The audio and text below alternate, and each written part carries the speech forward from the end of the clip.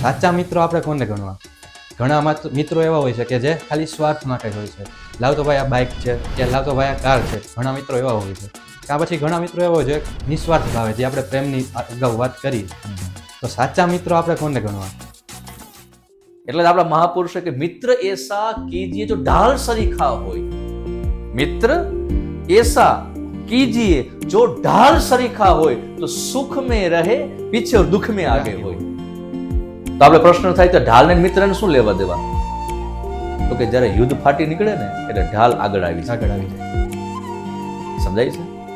પેલા જે પ્રહાર થાય એટલે જ્યારે સમસ્યા આવે ત્યારે મિત્ર આગળ આવી અને મિત્રની રક્ષા કરે અને મિત્ર કહી શકાય છે. અને જ્યારે યુદ્ધ સમાપ્ત થઈ જાય ત્યારે ઢાલ એ પાછળ વહી જાય.